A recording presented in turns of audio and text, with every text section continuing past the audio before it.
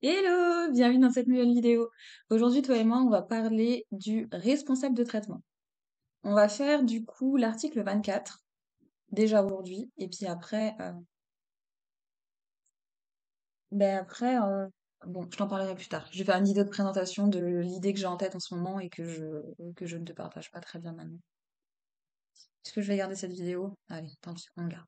Du coup, article 24, responsable du traitement. Compte tenu de la nature, de la portée, du contexte et des finalités du traitement, ainsi que des risques dont le degré de probabilité et de gravité varie pour les droits et libertés des personnes physiques, le responsable de traitement met en œuvre des mesures techniques, organisationnelles appropriées pour s'assurer et être en mesure de démontrer que le traitement est effectué conformément au présent règlement. Ces mesures sont réexaminées et actualisées si nécessaire. Lorsque cela est proportionné au regard des activités de traitement, les mesures visées au paragraphe 1 comprennent la mise en œuvre de politiques appropriées en matière de protection des données. L'application d'un code de conduite approuvé comme le prévoit l'article 40 ou les mécanismes de certification approuvés comme le prévoit l'article 42 peuvent servir d'éléments pour démontrer le respect des obligations incombant aux responsables de traitement. En fait, ici, ce qui est, à mon avis, le plus important à retenir, c'est ici, là.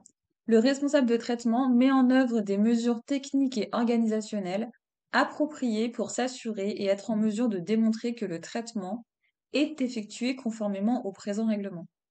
Quand tu vois ça, en fait, tu te rappelles que les mesures techniques, tu te rappelles que les mesures organisationnelles, c'est celles dont je te parlais dans la méthodologie, la playlist sur la méthodologie de la mise en conformité RGPD. C'est vraiment savoir quelles sont les données que tu as, quand tu les utilises, qui a accès, où est-ce qu'elles sont rangées, combien de temps tu les conserves, quand est-ce que tu les supprimes, comment tu les supprimes, etc. Tout ça, c'est les mesures organisationnelles de comment tu utilises ta donnée personnelle. Et après, les mesures techniques, tu te souviens, on l'avait vu dans le guide de la sécurité des données personnelles de la CNIL. C'est le guide sur la cybersécurité. Je t'avais fait un petit teasing marketing en te parlant de cybersécurité pour dire comment, informatiquement parlant, tu organises ben, t'as l'accès aux données personnelles que tu as, comment tu organises la possibilité de les modifier, de les supprimer, etc., etc.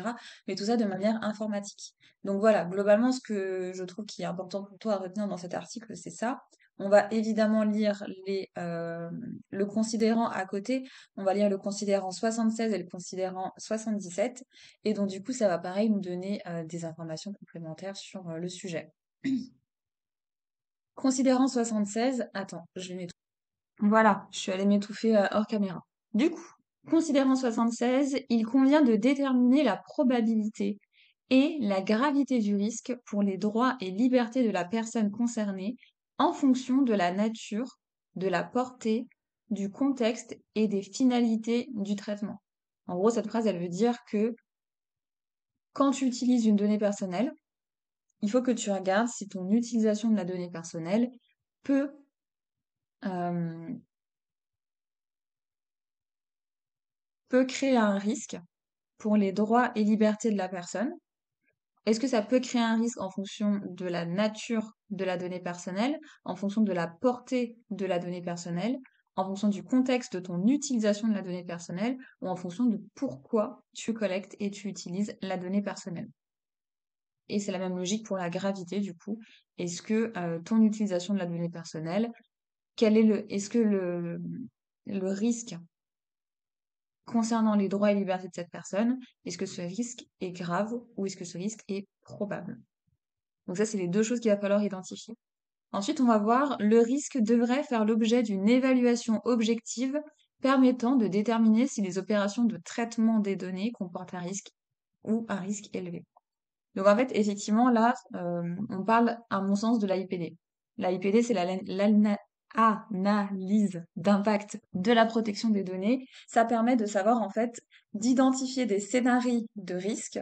Ces scénarios permettent de savoir, permettent d'identifier des situations dans lesquelles la donnée personnelle qu'on t'a confiée peut-être, peut fuiter.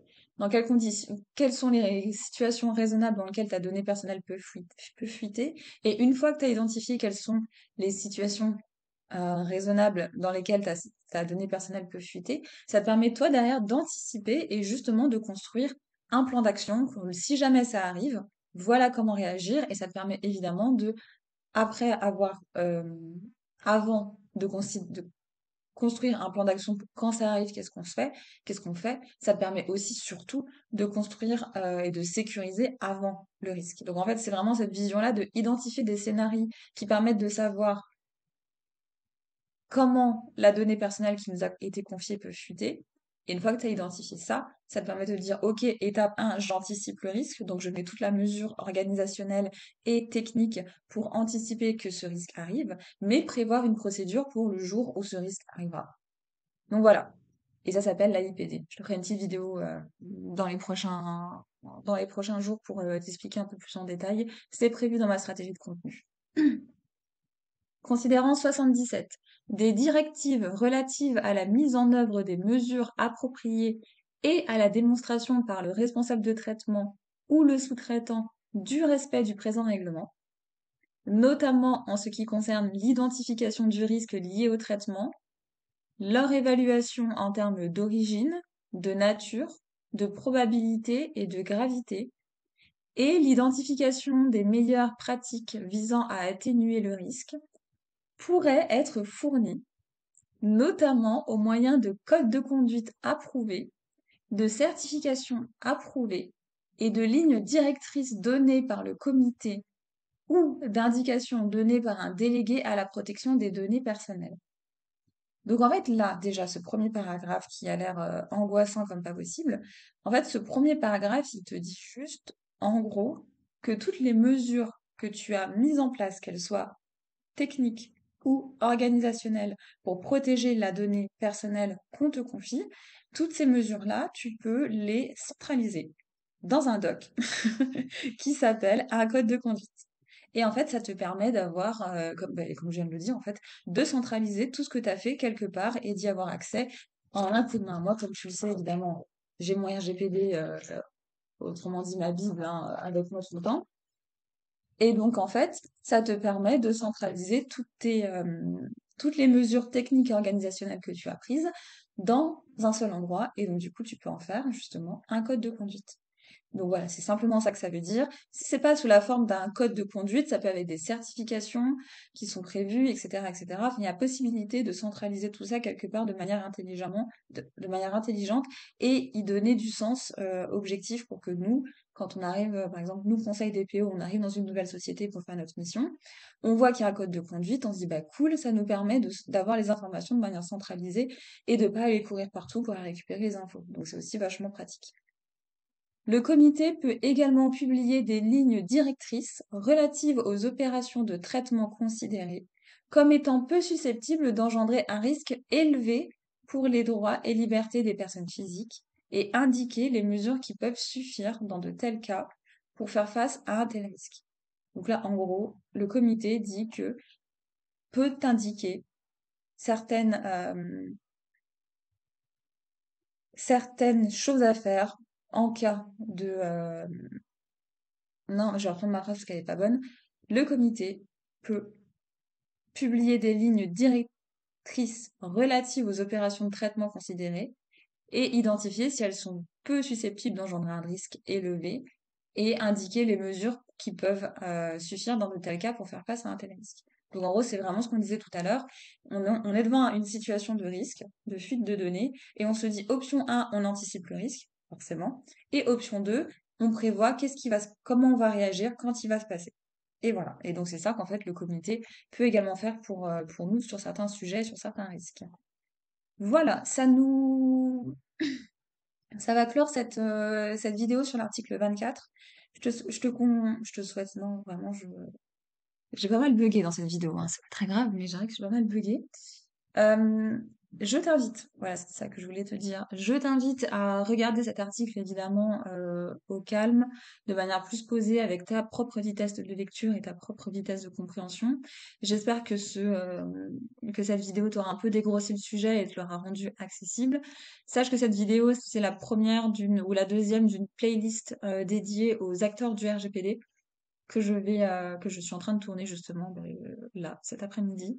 Donc, il faudra consommer ces vidéos les unes à la suite des autres pour avoir la vision globale et pour pouvoir après regarder la vidéo finale qui fera un petit tableau de comparaison comparative des différents acteurs du RGPD, leur rôle, leur mission, etc.